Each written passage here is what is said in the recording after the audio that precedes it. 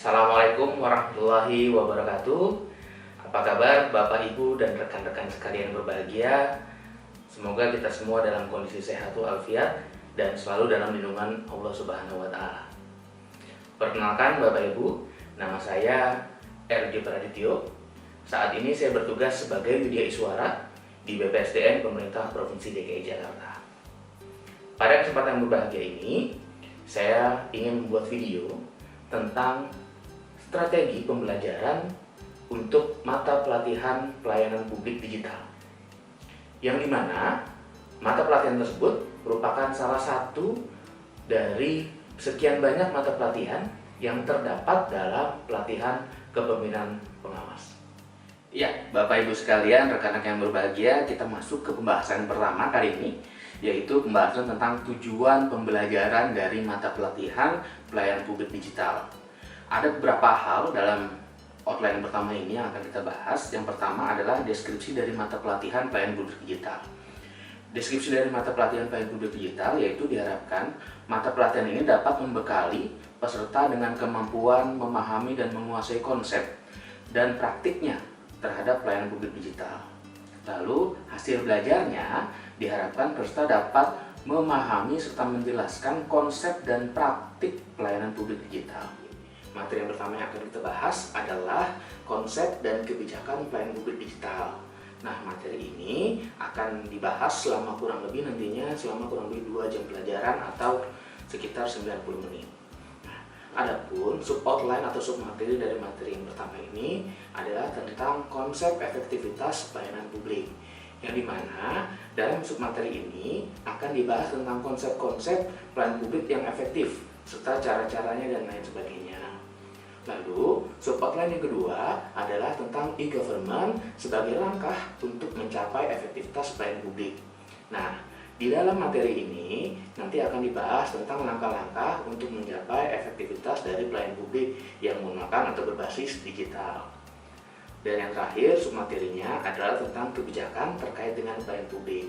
Di dalam materi ini akan dibahas tentang kebijakan-kebijakan yang telah diambil oleh pemerintah, baik di pemerintah pusat maupun di masing-masing instansi pemerintah tersebut. Jadi, 3 sub-outline ini akan dibahas dalam materi konsep dan kebijakan pelayanan publik digital yang berlangsung selama kurang lebih 2 jam pelajaran. Nah, adapun metode dan media pembelajaran yang akan digunakan dalam mata pelatihan atau khususnya di materi yang pertama ini adalah interactive learning serta brainstorming. Kenapa brainstorming penting? Karena di materi konsep dan kebijakan pelayanan publik digital ini perlu adanya persamaan persepsi antara peserta dengan fasilitator terkait dengan materi yang nantinya selama kurang lebih 9 jam pelajaran akan diikuti bersama. Selain dengan interaktif learning dan brainstorming, di dalamnya juga ada diskusi kelompok dan juga ada tanya jawab baik antar peserta maupun dengan fasilitator. Baik teman-teman semuanya, tadi telah sama-sama kita saksikan di materi yang pertama, yaitu materi tentang konsep dan kebijakan pelayanan publik digital. Nah, di materi yang selanjutnya ini kita akan membahas tentang jenis-jenis pelayanan publik yang berbasis teknologi informasi dan komunikasi. Nah, di materi ini ada terdiri dari 3 sub-outline atau 3 sub-materi. Yang pertama adalah publikasi, yang kedua adalah interaksi, dan yang ketiga adalah transaksi. Yang dimana di materi ini nanti akan dilaksanakan kurang lebih selama 1 jam pelajaran atau 45 menit, yang di dalamnya akan membahas tentang 3 sub-materi ini. Jadi diharapkan teman-teman peserta nantinya akan memahami tentang apa itu interaksi, apa itu transaksi, apa itu publikasi, sehingga teman-teman peserta mampu mengidentifikasi jenis-jenis pelayanan publik digital di instansinya masing-masing. Adapun metode pembelajaran yang akan dilakukan dalam materi ini hampir sama seperti materi sebelumnya, yaitu interactive learning, lalu ada curah pendapat dan tanya jawab. Karena materi ini nanti akan kurang lebih hanya 1 jam pelajaran, jadi tidak ada diskusi kelompok, tapi tetap bentuknya tetap interactive learning. Nah, selain itu, media pembelajaran yang digunakan dalam materi ini masih sama seperti materi sebelumnya, yaitu menggunakan laptop atau LCD proyektor, lalu juga ada whiteboard, lalu juga ada bahan ajar, bahan tayang ataupun modul seperti itu. Jadi ada tiga media pembelajaran yang akan digunakan. Ya, Bapak Ibu sekalian dan teman-teman semua, sekarang kita masuk ke materi selanjutnya, materi yang ketiga dalam mata pelatihan pelayanan publik digital, yaitu materinya adalah tentang komponen utama pengembangan pelayanan publik berbasis teknologi informasi dan komunikasi. Nah, materi ini nantinya akan dilaksanakan selama kurang lebih 2 jam pelajaran atau sekitar 90 menit. Adapun sub outline dari materi ini yang pertama adalah faktor-faktor pendorong. Jadi, kita akan membahas tentang faktor-faktor pendorong apa saja yang mampu meningkatkan implementasi pengembangan pelayanan publik berbasis teknologi informasi dan komunikasi ini, khususnya dalam penerapannya atau implementasinya di instansi pemerintah. Lalu yang kedua, sub outline-nya adalah adanya elemen sukses dalam penerapan konsep digitalisasi di sektor publik. Jadi di sub outline kedua ini kita akan membahas elemen sukses apa saja sih, faktor-faktor sukses apa saja sih yang dapat diterapkan dalam implementasi pelayanan publik berbasis digital di sektor publik seperti itu.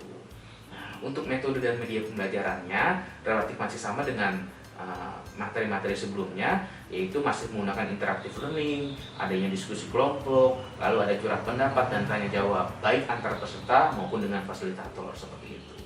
Nah, untuk media pembelajarannya juga relatif masih sama dengan materi-materi sebelumnya, yaitu menggunakan laptop, LCD projector, lalu ada whiteboard, ada juga bahan artikel ataupun video pendek sebagai rangsangan dalam pelaksanaan diskusi kelompok nanti.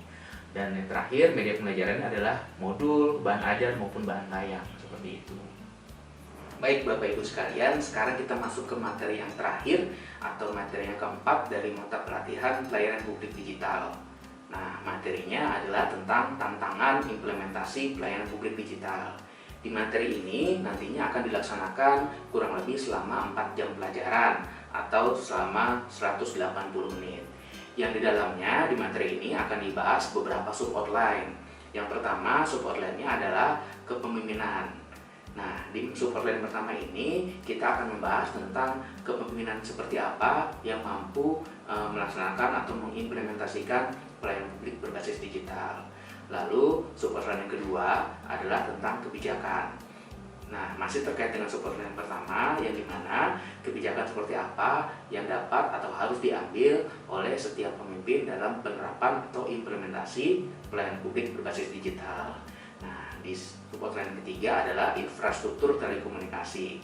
Kenapa ini penting? Karena kita sebagai instansi pemerintah wajib mengetahui infrastruktur seperti apa yang harus dimiliki setiap instansi pemerintah dalam pengembangan pelayanan publik berbasis digital ini. Dan sub outline yang keempat adalah tingkat konektivitas dan penggunaan IT oleh pemerintah. Nah, hal ini juga penting. Kenapa? Karena intinya dari pelayanan publik berbasis digital adalah adanya informasi teknologi yang bagus seperti itu. Nah, di outline yang selanjutnya adalah kesiapan sumber daya di lingkungan instansi pemerintah.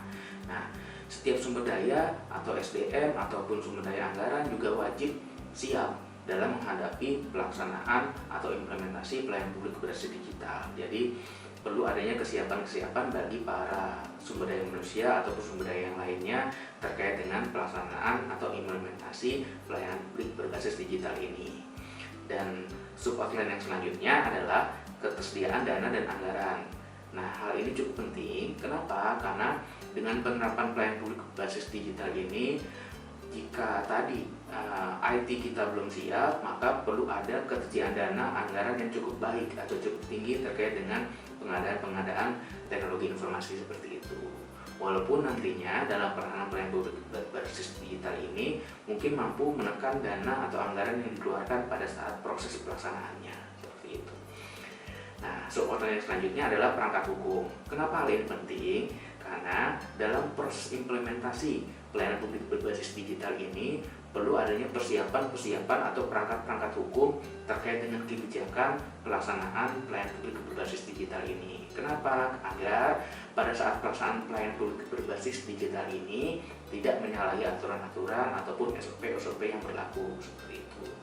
Nah, sub outline yang terakhir adalah adanya perubahan paradigma, yang dimana hal ini cukup penting Kenapa? Karena merubah paradigma seseorang atau sekelompok itu sulit. Apalagi yang biasanya manual kita berubah menjadi digital itu agak cukup perubahan yang pelan-pelan seperti itu. Makanya di sini perlu adanya perubahan paradigma. Bagi siapa? Bagi ASN maupun bagi masyarakat yang kita layani seperti itu.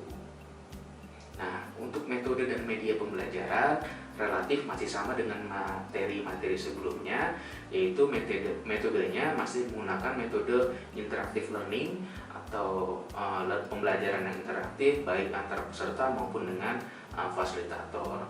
Lalu ada curhat pendapat, ada diskusi kelompok, dan ada juga tanya jawab.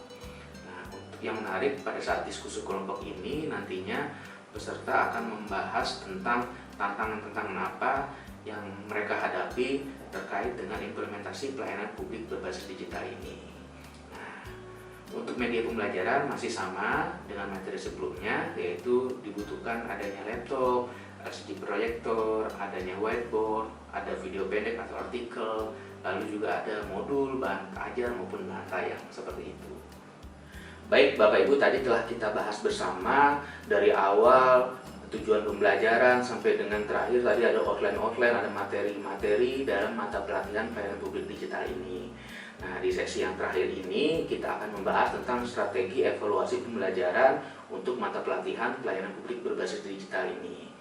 Nah, karena ini sifatnya pelatihan kepemimpinan pengawas, jadi di dalamnya dilakukan strategi evaluasi sesuai dengan yang dibutuhkan, yaitu adanya diskusi kelompok antara peserta, yang dimana pelaksanaan diskusi kelompok ini dilakukan dengan berbagai metode. Ada metode artikel, ada metode video pendek, dan lain sebagainya seperti itu. Yang dimana dalam pelaksanaan tugasnya itu diskusi kelompoknya dilaksanakan untuk mengetahui tingkat pemahaman maupun kreativitas serta rencana implementasi yang baik terkait dengan pelayanan publik berbasis digital di masing-masing instansi pemerintah seperti itu.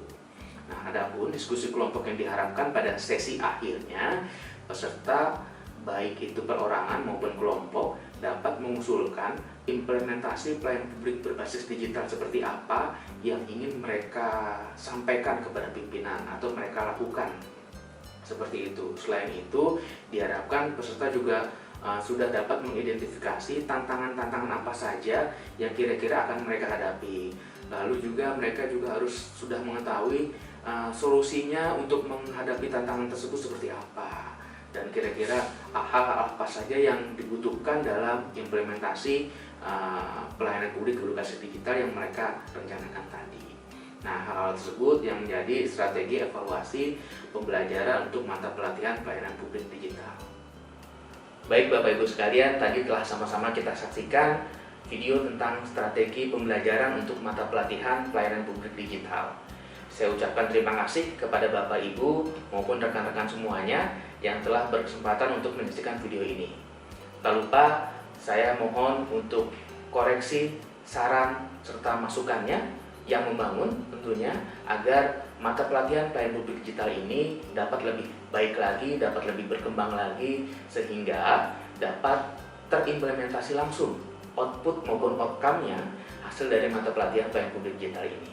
Sekali lagi saya ucapkan banyak terima kasih kepada Bapak Ibu maupun rekan-rekan sekalian. Mohon maaf apabila dalam penayangan video ini banyak kesalahan dan kekurangan. Sekali lagi saya ucapkan terima kasih. Apabila ada kesalahan datangnya dari saya pribadi, apabila ada kebenaran dari Allah Subhanahu wa taala. Assalamualaikum warahmatullahi wabarakatuh.